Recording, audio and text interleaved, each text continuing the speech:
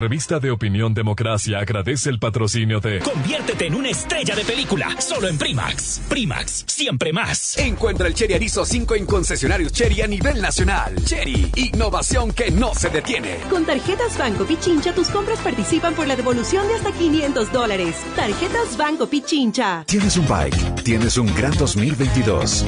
Bike, mucho por descubrir. Con el respaldo de Automotores y Anexos. Andalucía, 51 años. Toda una vida mejorando otras. El Dorado Restaurante. Cocina peruana e internacional. Reviva y disfrute sus momentos especiales en el mejor restaurante de la ciudad.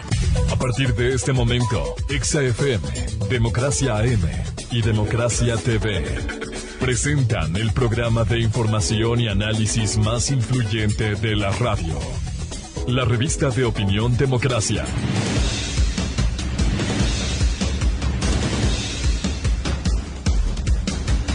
A esta hora, la revista de Opinión Democracia presenta a Miguel Rivadeneira. Los protagonistas, las entrevistas, la búsqueda de la verdad. Miguel Rivadeneira, en la revista de Opinión Democracia.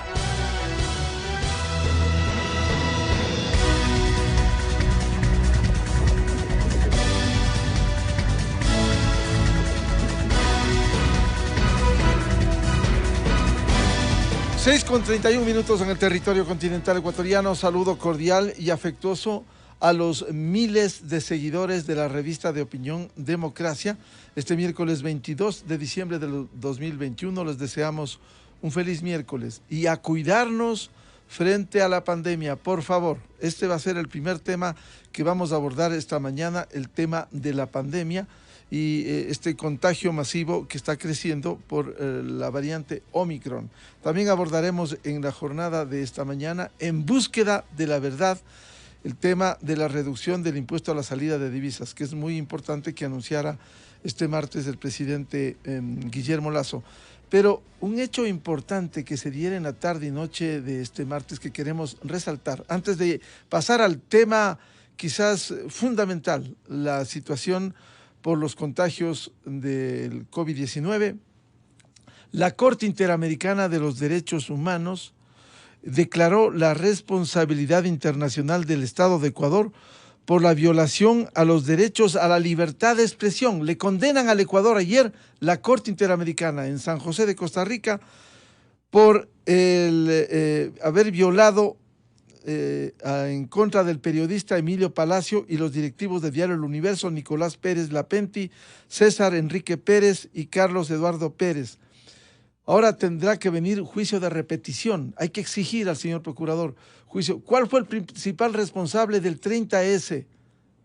El prófugo de la justicia, y hoy tiene que responder con el juicio de repetición luego del proceso judicial con la justicia correísta de ese momento que le metió mano y que sentenció a Emilio Palacio. Ya el 30S se derrumbó, hay sentencias en medio del drama de policías que perdieron su familia, sus bienes, el puesto en la Policía Nacional y cuyas sentencias han sido revisadas. En ese supuesto secuestro, en donde no hubo secuestro, el presidente seguía mandando con el teléfono y con todo, secuestro. ¿Qué tipo de secuestro es ese? Y después magnicidio.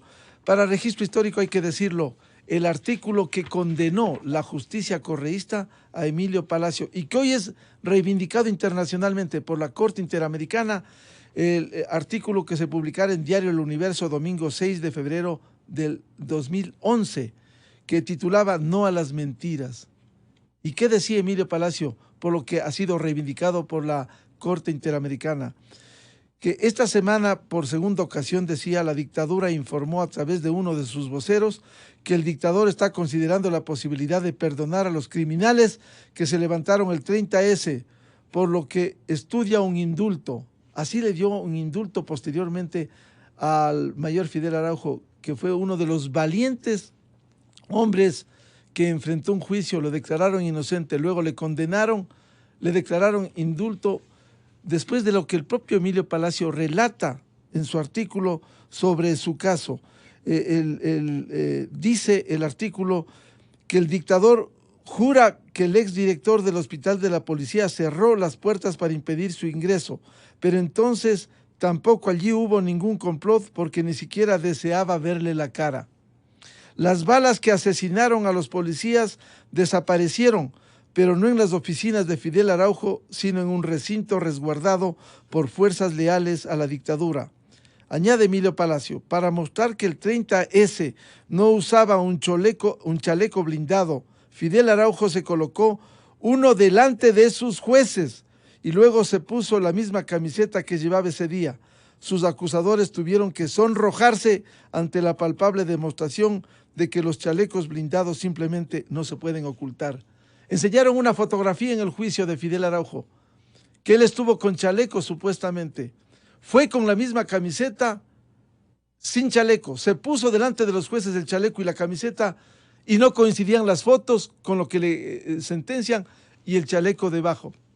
La infamia de un mentiroso.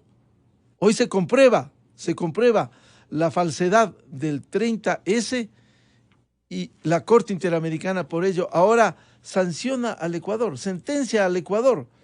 Esto no puede quedar así, con este dictamen de la CIDH. Ahora tiene que haber juicio de repetición, señor procurador, en el debido proceso con derecho a la defensa, porque ya basta de tanto daño que se produjo, como fue el caso de Emilio Palacio, que tuvo que abandonar el país, al igual que los directores del diario El Universo. Bien por esta reivindicación y este dictamen de la Corte Interamericana de los Derechos Humanos.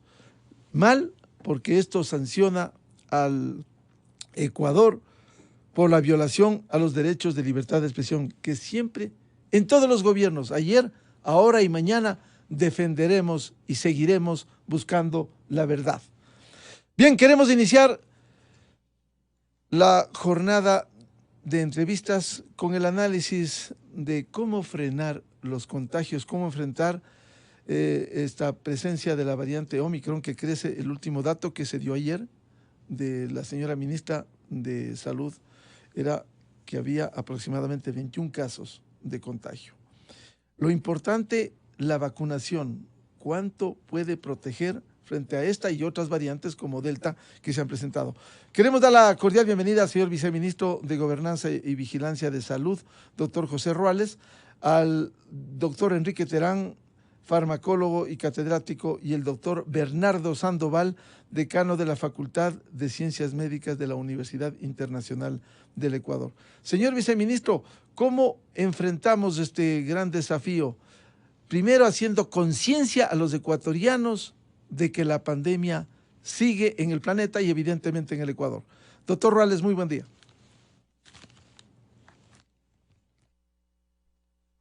Muy buenos días, Miguel. Muchas gracias por la invitación.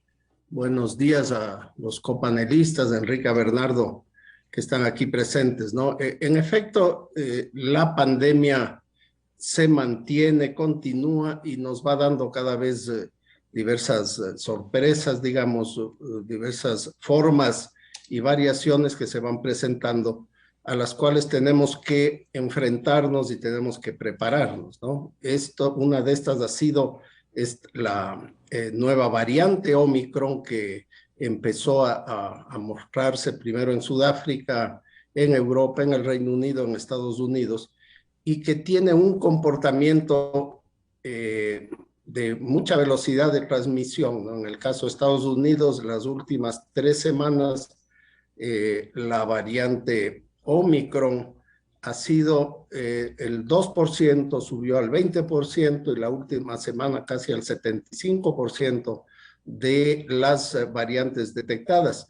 En nuestro país hemos detectado, la detección no significa que son los únicos casos presentes, 21 casos la semana que acaba de terminar, que hemos revisado, de alrededor de 94 casos que fueron genotipificados. Eso quiere decir que estamos alrededor del 7% del total de casos que fueron tipificados. Los otros fueron Delta, que sigue siendo dominante en el país, pero que esperamos, de acuerdo a lo que está sucediendo en otros países, que siga aumentando la proporción de esta variante que se presenta muy contagiosa, que se contagia con más facilidad, se transmite con más facilidad, aparentemente tiene menor letalidad, tiene una tasa menor de gravedad, de hospitalización, pero al tener muchos casos, podemos tener también muchos casos de hospitalización debido al número, ¿no? Al momento, durante las últimas 5 o 6 semanas, especialmente después del feriado de los primeros días de noviembre, por difuntos y por la independencia de Cuenca, tuvimos un crecimiento de los casos. Hasta la semana 40 estuvimos manteniendo un promedio las últimas semanas de 1,000 casos, 900 a 1,200 casos, y subimos en estas últimas 5 semanas a cerca de 3,000 casos. La semana pasada fueron 2,500, es decir, que hubo un crecimiento de 2.5 a 3 veces durante las últimas 5 semanas, especialmente, como les digo, debido a una transmisión de la variante Delta. Esto no se ha mostrado con el mismo crecimiento a nivel de la mortalidad, pero sí tenemos una dotación de camas que están ocupadas, especialmente en Quito y en Guayaquil, y especialmente en las camas UCI, que si bien no están creciendo en números, se mantienen debido también a la cantidad de días, a la hospitalización de estas personas que están, de los pacientes UCI, que normalmente pueden estar entre 4 o 5 semanas, ¿no? Entonces, este panorama de la situación que ya teníamos en el país, más la presencia de la variante Omicron, ¿no? Primero en estos clústeres en Quito y Guayaquil, y seguramente ya con un incremento de la transmisión a nivel comunitario que estaremos observando, tenemos que establecer muchas medidas de precaución, de prevención,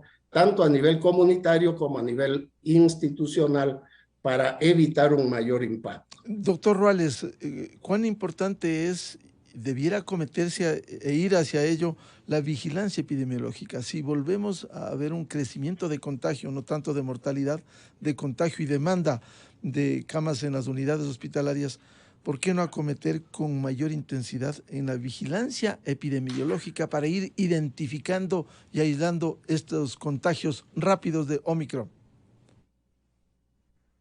La vigilancia comunitaria se viene dando, es la estrategia que estamos aplicando ya y que se reforzó desde que empezó a detectarse la transmisión de la variante Delta en el Oro hace algunos meses, ¿no?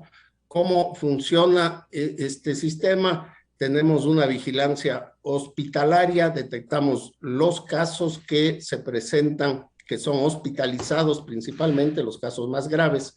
Estos van a ser sometidos o se solicita en casos de que la forma de transmisión o la presentación clínica tenga ciertas características, se busca hacer la genotipificación. Los casos son luego a través de la vigilancia comunitaria, de la vigilancia local, se hacen los cercos epidemiológicos a los lugares donde se produjo la transmisión, muchas veces la residencia, el trabajo, y a las personas que estuvieron en contacto directo con los enfermos, especialmente de los casos graves, y se hacen varios círculos de control epidemiológico en la comunidad. En los barrios, en los lugares de transmisión, realizamos nosotros tamizaje con pruebas rápidas de antígeno, y hacemos barridos para identificar las personas que no estén vacunadas y hacemos brigadas de vacunación en esos lugares para estas personas, ya sea en el barrio o en el lugar de trabajo. En el caso de sospecha, de alarma con la positividad de las pruebas de antígeno, aplicamos las pruebas de PCR y en el caso de la detección seguimos ese proceso. Los casos que actualmente tenemos de Omicron Todos ellos fueron aislados, todos fueron contactados, ya sea en sus domicilios, algunos, especialmente en los casos de Guayaquil, también se intervino la empresa donde se detectaron, donde se realizó una actividad social por las fiestas navideñas, y se realizaron también pruebas al personal. Ahí es donde se detectaron algunos nuevos casos, fuera de otros que ya se habían realizado pruebas privadas en laboratorios, ¿no? De tal manera que mantenemos eso. Y estamos manteniendo también, estamos trabajando con vigilancia comunitaria, vigilancia barrial. Se ha trabajado con apoyo de las universidades, de algunos organismos internacionales como PS, UNICEF también, en la formación de líderes barriales a los que se les ha capacitado en vigilancia comunitaria, que nos ayudan también a detectar los casos, a detectar sospechosos, a dar seguimiento al confinamiento, a hacer educación. Hemos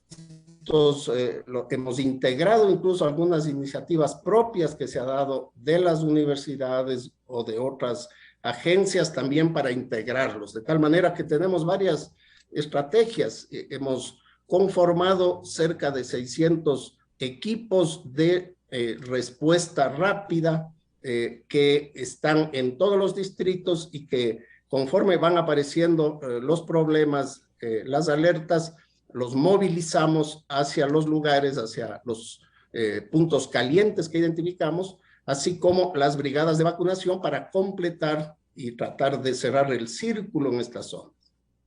Bienvenido al doctor Enrique Terán, él es académico y PhD, farmacólogo. Doctor Terán, ¿cómo afrontar este momento con la presencia de Omicron en el Ecuador y en el planeta? ¿Cuánto ayuda la vacunación? Porque ayer hubo anuncios oficiales respecto de incluso reducir los procesos. Quienes tienen más de 60 años pueden vacunarse ya habiendo cumplido 5 meses, ya no los 6 meses que se exigía. Es decir, ¿cómo ir acometiendo para enfrentar al Omicron?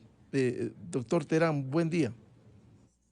Muy buenos días, Miguel. Un gusto poder compartir con José, con Bernardo. Buenos días. En efecto, tenemos que insistir que la mejor, por no decir única estrategia para poder ir logrando el control de la pandemia es una vacunación efectiva. Una vacunación sobre la cual vamos aprendiendo sobre la marcha. Nosotros no tenemos las respuestas al momento sobre todo lo que se puede saber sobre las vacunas, pero es indispensable ir actualizándose conforme aparece nueva evidencia. Una de ellas, la más importante, que la cobertura vacunal sigue siendo indispensable. Nosotros aquí en el país tenemos que seguir insistiendo en que quienes no han recibido ni siquiera una dosis de la vacuna tienen que vacunarse, tienen que complementar su esquema. Número 2, ya tenemos evidencia que desafortunadamente la memoria inmunológica generada por la vacuna va decayendo a lo largo del tiempo y parece ser que no se prolonga más allá de los 6 meses, razón por la cual la recomendación, inclusive de la Organización Mundial de la Salud, ha sido que pasados los 6 meses debería aplicarse una dosis de refuerzo, dosis que pretende refrescar la memoria inmunológica y por lo tanto que exista una mejor protección.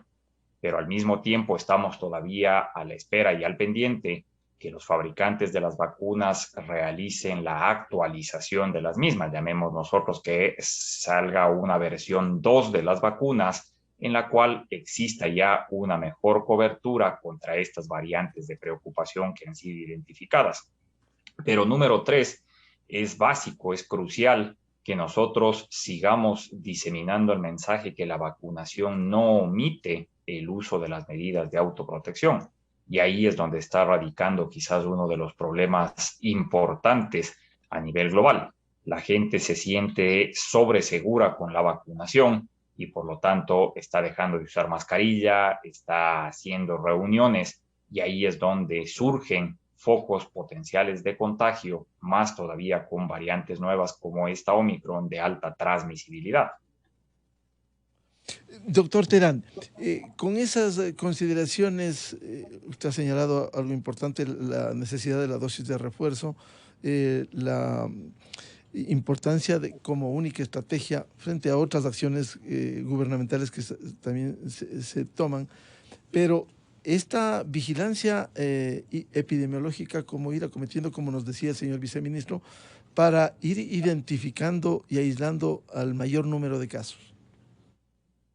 Claro, nosotros, evidentemente, mientras no se logre una cobertura vacunal óptima, y no me refiero solo al país, sino en el planeta en general, la Organización Mundial de la Salud nos decía hace poco más de 10 días que penosamente el pronóstico de alcanzar un 70% de vacunación en África está para mediados del 2024. Entonces, significa que tenemos una brecha grande todavía para seguir combatiendo con posibles picos. Creo yo que no podemos olvidar que la pandemia no se resuelve en 6 meses, en un año, ya vamos 2 años batallando con esto y seguiremos teniendo para algún tiempo. Lo que, claro, es vital es la identificación temprana de los casos. Y ahí quizás nosotros vemos con preocupación que no hay un incremento franco en el número de pruebas de PCR que se hacen. Ha sido siempre el punto flaco en el país. Somos el más bajo en la región en términos de hacer pruebas de PCR. Y si no hay diagnóstico, excepto cuando se llega a hospital, entonces los números se vuelven un poco difíciles de analizar. Nosotros vemos que la positividad, por ejemplo, con las pruebas que se hacen, ha ido creciendo de manera alarmante. Estábamos en un 8.4, después subimos a 9.9, 12.3 y ahora estamos en alrededor casi de un 15% de nuevo de positividad de las pruebas. Eso denota que la transmisibilidad está siendo mucho más alta. Por último, quizás sería interesante, porque seguimos sin entender muy bien por qué no se libera el acceso a las pruebas de antígenos.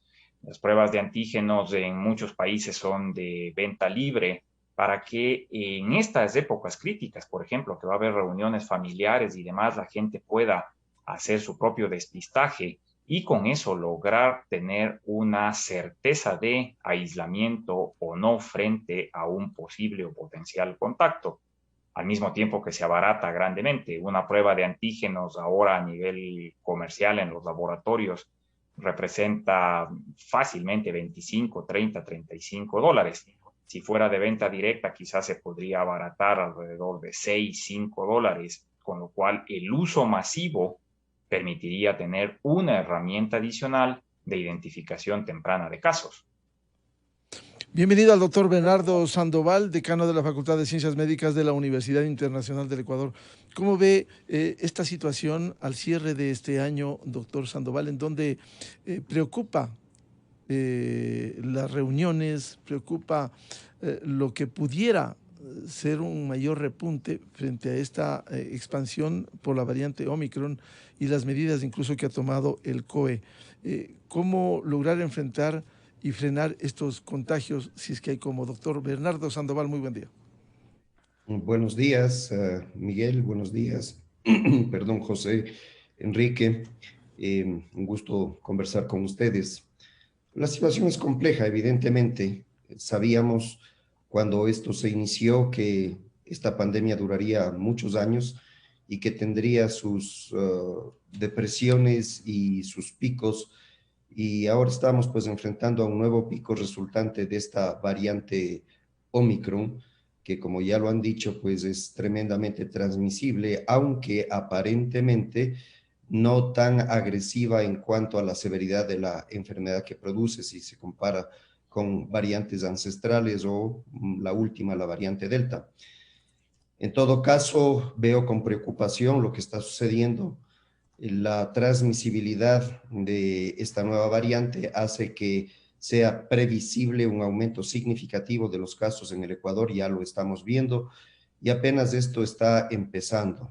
Creo que las medidas que ha tomado el COE son absolutamente razonables y están orientadas justamente a procurar contener la dispersión de la enfermedad. Mientras menos reuniones sociales haya, mientras más conciencia sobre el uso de las medidas generales como lavarse las manos, sobre todo el uso de la mascarilla, la reducción de los aforos, todo eso abona a favor de limitar la posibilidad de los contagios. Sin embargo, creo que el aumento en el número de casos, un aumento significativo en el número de casos, es inevitable y tenemos que estar a la expectativa de que ojalá esta dispersión no sea tan grande como para que vuelva a significar una amenaza a la estabilidad de la oferta de servicios de salud, es decir, que el sistema de salud hospitalario no llegue a colapsar como ocurrió en tantas partes del mundo cuando no había vacunas y cuando el proceso de vacunación apenas era incipiente. Entonces, veo con preocupación, efectivamente, que esto se salga de control, pero asimismo creo que las medidas que se han tomado reflejan responsabilidad y buen criterio y que ojalá sean suficientes para contener de alguna manera la velocidad y magnitud de esta dispersión. En ese sentido, las medidas que se vienen tomando, doctor Sandoval, van en esa línea. Vemos un drama. Ayer el gobernador de Nueva York incentivaba a la dosis de refuerzo, incluso se habló de la entrega de $100. Es decir, estas acciones de alguna manera emergentes que debiera concienciar a los ciudadanos para ir al reforzamiento de la dosis? Por supuesto que es un problema en el mundo la presencia de estos grupos antivacunas, este grupo anticientífico, los negacionistas, primero de una nueva enfermedad, negacionistas del mérito de las vacunas. Esto es un absurdo terrible, pero es una realidad a la que toca enfrentar. Ventajosamente, este fenómeno no lo hemos visto con fuerza aquí en el Ecuador. Es decir, son muy pocas las personas que han sido militantes en contra de las vacunas, que han hecho una campaña en contra de las vacunas. Más bien, creo yo que la población ecuatoriana ha sido muy inteligente y receptiva respecto del valor y el mérito de las vacunas, y aquí en el Ecuador al menos no ha habido necesidad de incentivar a través de estímulos específicos la presencia de los ciudadanos vacunándose, lo cual es muy bueno. Es decir, parece que hay una conciencia ciudadana favorable para el propósito de la vacunación, y el gobierno pues apropiadamente ha utilizado esa realidad, se ha beneficiado de esa realidad como para poder expandir el tema de la vacunación. Así que no creo que lleguemos a los extremos como los que usted señalaba en relación de dar estímulos pecuniarios para que la gente se vacune. Sin embargo, el problema no acaba con la vacunación. Ya se ha dicho aquí, son importantísimas todas las medidas que deban implementarse para tratar de limitar la dispersión de la enfermedad, como la disminución del aforo, como las medidas del uso de la mascarilla, el evitar las reuniones sociales, conciertos, aglomeraciones, y algo que yo creo que es fundamental, ciertamente es un tema delicado y quizás controvertido, el papel importante que debe tomar el Estado para imponer la restricción de acceso a la gente que no tiene su vacunación completa, por ejemplo, a cualquier espectáculo público, a cualquier actividad que no sea esencial.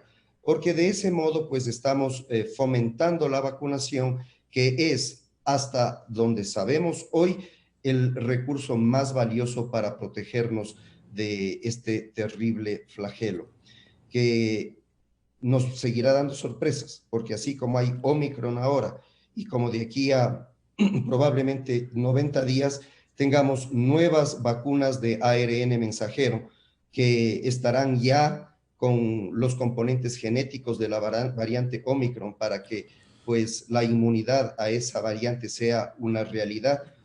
Tomará mucho tiempo otra vez vacunar a todas las personas para que estén protegidos contra esta variante. Y luego posiblemente surgirá otra que nos generará este mismo tipo de problemas, y la humanidad tendrá que irse acostumbrando a esta realidad. Es importantísimo que los países acaudalados, los países ricos, hagan los esfuerzos para asegurar que los países pobres se vacunen. Si es que nosotros vemos la tendencia de la última semana respecto del número de contagios, los países del África, la República Democrática del Congo, Zambia y otros países tienen un aumento, pero dramático en el número de casos, en el porcentaje de casos.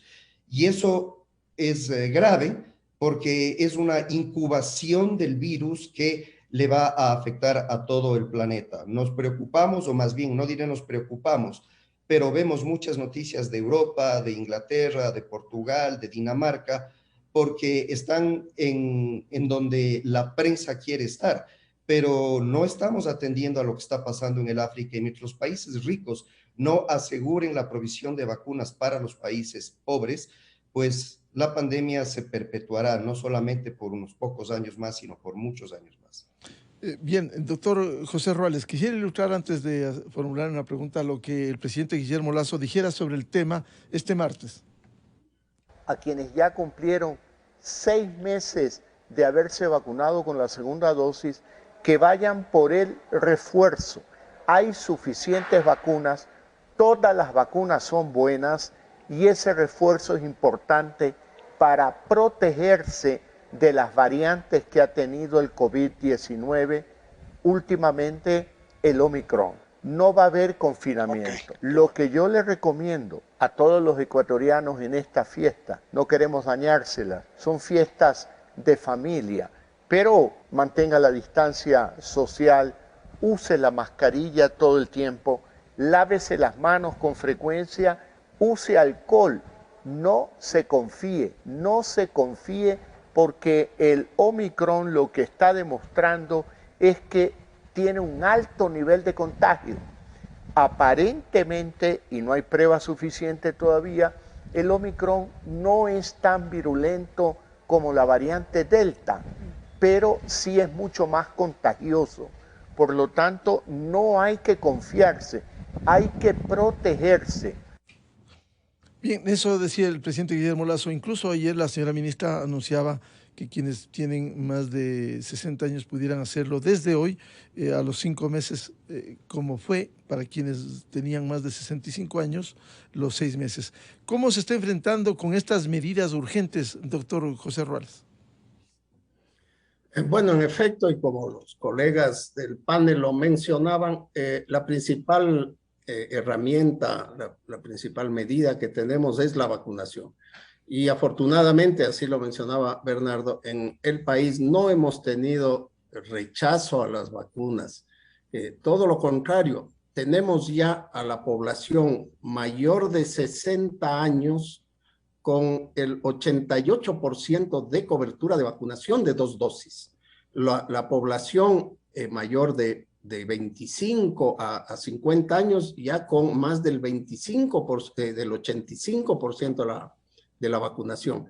En un estudio que realizamos recientemente a nivel nacional, encontramos que sí hay un grupo de personas que están renuentes a vacunar que no supera el 7% de la población. De tal manera que eso nos permite avanzar también con la segunda dosis, ¿no? Entonces, estamos trabajando ya, hemos estado vacunando a todas las personas que cumplieron los 6 meses porque la evidencia científica mostraba que a partir de esa fecha empezaba con mayor intensidad la reducción de la eficacia de la vacunación, de la reacción inmunológica. Esto hemos estado trabajando hasta la fecha, tenemos alrededor de 900,000 personas que ya se han colocado la dosis de refuerzo y vamos a adelantar a partir del día de hoy, vamos a ampliar un mes para un grupo de población que son alrededor de 700,000 personas adicionales, de tal manera de poder lograr que se mantenga el refuerzo en los que tienen más riesgo, que son los mayores de 60 años. Para ello estamos ya vacunando a partir del día de hoy. Hoy día sacaremos un calendario para evitar las aglomeraciones, ¿no? En que vamos a vacunar diariamente a 2 grupos de edad. Esperamos hasta el domingo vacunar a los mayores de 68 años y de lunes al jueves, porque el viernes es feriado, Vacunaremos a los de 67 y 66 el lunes, 65 y 64 el martes, 63 y 62 el miércoles, y el jueves completaremos al grupo de 61 a 60 años. Sin perjuicio de que los que ya cumplieron los 6 meses de cualquier otra edad también puedan acercarse a los puntos de vacunación. Pero como se dijo, lo importante es que esta no es la única medida, es la medida más razonable, con más peso que tenemos, ¿no? Pero la variante Omicron también se puede contagiar entre personas vacunadas y entre personas infectadas, de tal manera que hay que mantener las medidas de bioseguridad, especialmente evitar las aglomeraciones. Y eso es una decisión personal de los ciudadanos, ¿no? Evitar las aglomeraciones, evitar especialmente los eventos masivos, evitar reuniones en donde estén personas o grupos de personas que no conocemos, muchas veces que han viajado, que han estado fuera del país, que tuvieron contacto con otras personas. Las reuniones familiares, especialmente de los núcleos familiares, de las burbujas, que nos mantenemos en contacto permanentemente, son menos riesgosas, pero muchas veces en estas fiestas también las personas viajan de una ciudad a otra para reunirse con las familias. Los viajes en transporte público, tanto urbano como interprovincial, pueden ser un foco de contagio si no se mantienen los aforos, si no se mantiene una mascarilla adecuada que evite la transmisión, que sea hermética, que sea quirúrgica o que sea de las características deseadas, ¿no? Ustedes vieron el señor presidente Lasso, ya y siempre desde el inicio de la pandemia ha sido una persona que se ha involucrado mucho en conocer el problema y en conocer los detalles. Él ha hecho un mensaje muy claro de cuáles son las medidas que podemos tener, y eso es lo que estamos desde el Ministerio de Salud profundizando y desarrollando. Doctor Ruales, ¿se cuenta con las dosis suficientes como para seguir periódicamente acometiendo con la inmunización?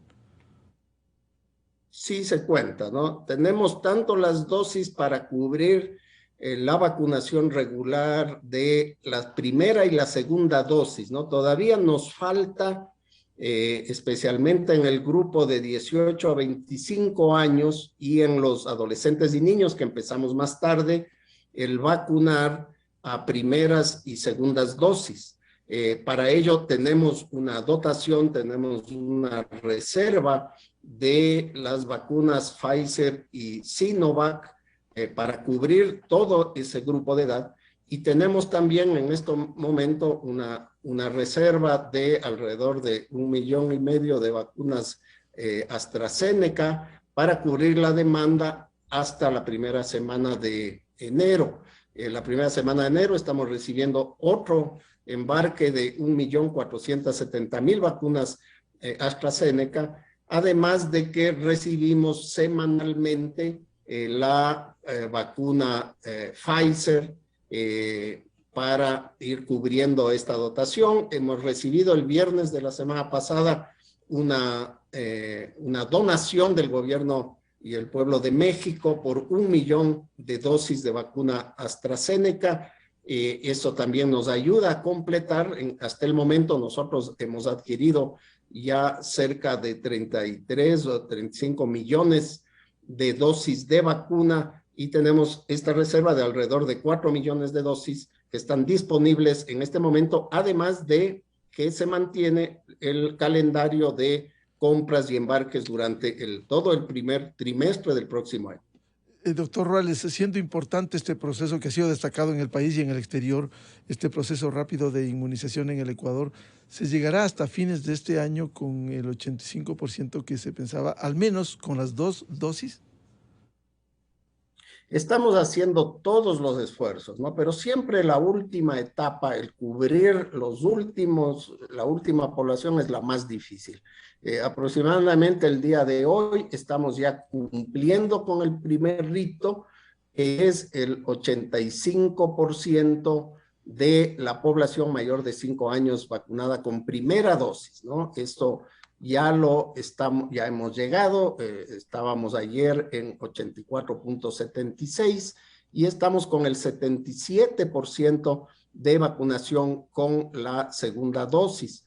Estamos vacunando segundas dosis alrededor de 70,000 personas diarias, pero hay que recordar que en este caso estamos vacunando a niños menores de 5 años y adolescentes hasta los 17, y estos niños, estos adolescentes llegan con los padres de familia. Las escuelas, los establecimientos educativos están sin atención presencial, apenas un 30% tienen presencialidad, y por lo tanto los mecanismos para la convocatoria, los lugares de vacunación para los niños son un poco más complejos. Especialmente nos faltan vacunar en ciertas provincias, especialmente en la zona rural del Guayas y los barrios periféricos de Guayaquil, Los Ríos, Santa Elena, Santo Domingo de los Áchilas, Cañar y Chimborazo en la sierra, y las provincias del sur de la Amazonía por la gran dispersión, ¿no? Es un trabajo muy arduo, de poco a poco, que vamos avanzando incluso por bote, por avioneta. Esperamos, vamos a tratar de lograr la meta, pero además en este momento, como estamos vacunando las vacunas de refuerzo, y estas vacunas de refuerzo pueden representar hasta el doble de la cantidad de vacunados de primeras y segundas dosis, vamos a tener que hacer un gran esfuerzo con nuestros centros de salud, los equipos de vacunación, para dotar más personal y al mismo tiempo vacunar los refuerzos y las primeras y segundas dosis.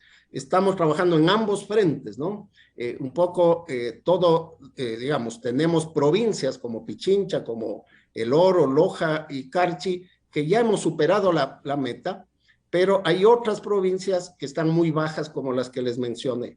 Es muy importante que la vacunación sea equitativa, que en todo el país, que en todos los cantones, en todas las parroquias se logre el mismo nivel, para evitar que haya lugares de mayor transmisión, lugares que pueden además iniciar la transmisión al resto del país, ¿no? Entonces, por ejemplo, el viernes pasado hicimos un convenio con la Fundación Esquel. Nos van a dotar de 98 brigadas de vacunación, justamente para llegar a los jóvenes de 18 a 25 años en estas provincias, que son los grupos que están rezagados, que son difíciles de acceder, que viven en lugares más distantes, ¿no?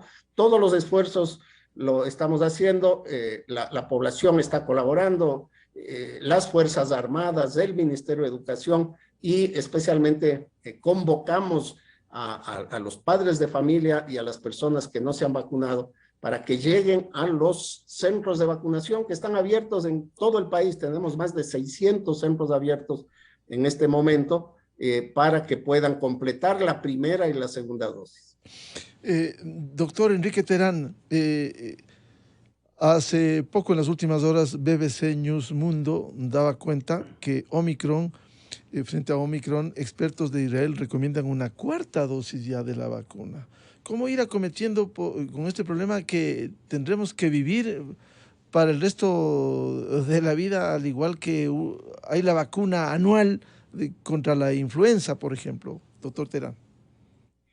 Por supuesto, nosotros, como ya se ha mencionado, tenemos que insistir y refrescar a toda la población el mensaje de que una pandemia se resuelve con bastante dificultad y tiempo, sobre todo. Nosotros idealmente tenemos que esperar a que la pandemia se transforme en una endemia, y que por lo tanto el virus o pierda considerablemente su agresividad y su infectividad, o tengamos suficientes niveles de memoria inmunológica como para que ya no sea una preocupación. Eso se va a lograr con la vacunación principalmente y con el paso del tiempo. Para nosotros, el aparecimiento de Omicron fue en cierta forma una sorpresa. Nosotros, con el aparecimiento de Delta, pensábamos que las siguientes variantes del virus iban a tender a ser de menor agresividad en términos de su transmisión es decir, que el virus se iba a ir poco a poco atenuando. Pero claro, Omicron tiene tantas mutaciones que ha causado sorpresa y avisora que quizás no va a ser la última de esas variantes. Entonces, por lo pronto, nosotros tenemos un modelo de vacuna disponible estándar que fue diseñado contra la variante original. Como decía al principio, esa vacuna debe actualizarse. Cuando la vacuna se actualice y cubra a estas variantes nuevas, quizás nosotros vamos a lograr una protección más fuerte y de esa manera no va a ser quizás necesario aplicar cada 6 meses, pero tendrá que aplicarse la vacuna anualmente durante al menos un periodo quizás de 5 o 10 años para lograr mantener una estabilidad. Lo que tenemos que intentar también comunicar es que las vacunas son suficientemente exitosas en la medida de lo posible. Escuchamos que existe un poco de desazón de la población y dice, entonces, ¿para qué me vacuné si ahora me tengo que revacunar? O sea que la vacuna no era tan buena. Todo eso es equivocado. La vacuna ha permitido que la situación no sea tan catastrófica como podría haber sido. Imaginémonos nosotros cuál hubiera sido solo la situación de Ecuador si no se implementaba un plan de vacunación suficientemente agresivo como se hizo. Teníamos salas de cuidados intensivos repletas, listas de espera y gente que estaba muriendo en cantidades incontrolables. La vacuna nos ha permitido que eso se controle, pero tenemos que apoyar a la vacunación. No solo hay que fomentar que la gente acuda a vacunar, no solo hay que apoyar la gestión del Ministerio de Salud Pública para captar a aquellos no vacunados, que yo comparto plenamente con el doctor Sandoval, en la gran mayoría de los casos es por desinformación, más que por rechazo en sí a la vacuna, y generar campañas para que se pongan los refuerzos. La velocidad con la que los refuerzos se apliquen va a jugar también un papel clave, de forma tal que, como en otros países europeos, por ejemplo, está sucediendo, quizás nosotros podríamos luego pensar en cerrar la brecha y en lugar de aplicar el refuerzo cada 6 meses, temporalmente aplicarlo cada 4, cada 3 meses, en función de tratar de cercar al virus más rápidamente y disminuir el impacto de esta nueva variante que ya está en el país. Doctor Bernardo Sandoval, usted decía en su primera intervención, menos reuniones, más conciencia, cómo lograr concienciar a la comunidad y cómo ir avanzando en este proceso, porque la pandemia está allí y seguirá. Sí, la conciencia se crea con información objetiva, con datos claros, con datos incontrovertibles. Este tipo de actividades, por ejemplo, es una de aquellas que genera conciencia. El que 3 personas entendidas en la materia divulguen el conocimiento y ratifiquen aquello que está investigándose y conociéndose en otros países del mundo es importante para que la gente vaya entendiendo. Al gobierno le corresponde, evidentemente también, utilizar los medios de comunicación para establecer con claridad cuál es la situación. Y por supuesto, los medios de comunicación de una manera patriótica deberían también contribuir a través de generar conciencia, generar información útil. La única manera de vencer a la desinformación malintencionada o a la ignorancia, al desconocimiento, es a través de información objetiva. Dar datos, decir que, por ejemplo, el número de personas que se contagiaron el día de ayer, según los datos que están presentes en el Worldometer Coronavirus, es de 998 y que a lo mejor hoy día vaya a ser 1050, o sea, 750, sea menos, pero ese tipo de información tiene que ser sistemáticamente conocida por la población para que vaya viendo cuáles son las tendencias. Por ejemplo, en la última semana en el Ecuador, la tendencia fue de una ínfima reducción, mientras que el aumento de los casos en los Estados Unidos superó el 100%, igual en el Reino Unido el número de casos superó el 70%, entonces, o al revés. En todo caso, lo importante es que la gente sepa cuál es la realidad, porque si es que la gente ignora, datos, cifras, realidades, pues estamos en el oscurantismo. Si es que por el contrario, la academia, el gobierno, los medios de comunicación informan, se va creando conciencia para que la gente haga lo que corresponde. Bien, es una tarea para todos, efectivamente, cada cual en su ámbito, y esto nos corresponde también seguir contribuyendo para el esclarecimiento y para la concienciación de los ecuatorianos de lo que seguimos viviendo, más aún frente a estas fiestas en donde pudieran ser focos de contagio. Quiero agradecer al señor viceministro de Gobernanza y Vigilancia de Salud, doctor José Ruales, al doctor Enrique Terán, farmacólogo y catedrático, y al doctor Bernardo Sandoval, decano de la Facultad de Ciencias Médicas de la Universidad Internacional del Ecuador, por ilustrarnos en un tema tan vital, tan fundamental como la salud y la pandemia por el COVID-19. Muchas gracias, muy buen día. A ustedes, gracias. Muchas gracias. Gracias, un buen día. Muy amables. 7:20 en el territorio continental ecuatoriano. Aquí seguimos buscando la verdad en la revista de Opinión Democracia. Vamos a hacer una pausa publicitaria y volvemos para hablar sobre la reducción del impuesto a la salida de divisas. 1% el 2022, cada trimestre 0.25, que bajará al final del 2022 del 5 al 4%. Esta es una reducción paulatina. Invitados el doctor Pablo Zambrano, presidente de la Federación de Industrias del Ecuador, el economista Jaime Carrera, secretario del Observatorio de la Política Fiscal, y el doctor Napoleón Santamaría, experto tributario. Miguel Rivadeneira en la revista de Opinión Democracia. Inicio de espacio promocional y publicitario. Esta Navidad celebremos la oportunidad de volver a encontrarnos y demostrar